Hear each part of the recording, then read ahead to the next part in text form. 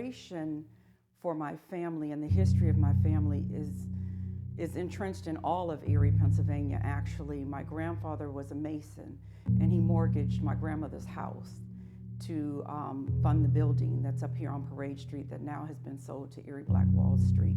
We started off at Shiloh, and then we went over to St. James AME, one of the oldest African-American churches in Erie, Pennsylvania, to where he was a trustee, and I believe a deacon at some time, but definitely a trustee. Having a connection with something higher than me means I'm grounded because it's not me.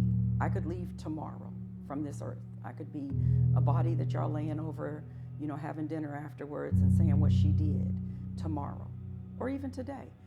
But what I do know is that I have to get up every day, force myself out of bed, because sometimes I don't wanna go. I'm in this practice now where within the first 5 minutes of waking up, I actually put my feet on the ground. Because if you don't, you have a tendency to start scrolling on your phone, and you'll be in the bed for an hour, getting lost in, you know, social media or whatever's going on out there. So I try to just stand up and stretch within the first 5 minutes, because it's not me. It's not me. I got up because I was allowed to. My eyes opened because somebody saw fit to give me another day. What am I going to do with that day? And then you have to move in your purpose. Juvenile diversion, first-time offender program is something I'm extremely passionate about. And we even led one up in the 1st District through Pat Harkin's office with Judge Bizarro for a period of time.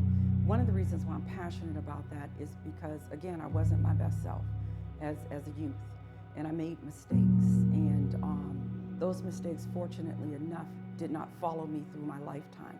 Some people aren't as lucky as that. You know, I have to admit that I did have a family name that might have saved me from situations, but not everybody is that fortunate.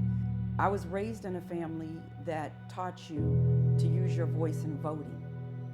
Nobody sees who you vote for. Nobody knows who you vote for. Nobody knows what you're thinking when you walk into that booth.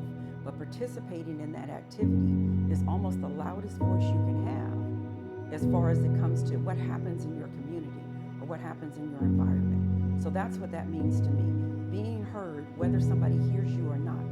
You know, screaming in the dark if you have to, whether somebody hears you or not. Historically, African Americans, we couldn't vote.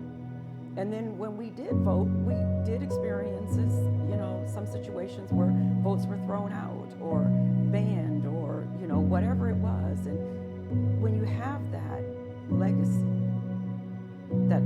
it's very difficult to break it because it becomes part of your DNA. Fred Rush left us a legacy that as family, we're still trying to maintain that. And what he taught us from a very early age was to serve. I'm Christine Rush, and this is why I serve.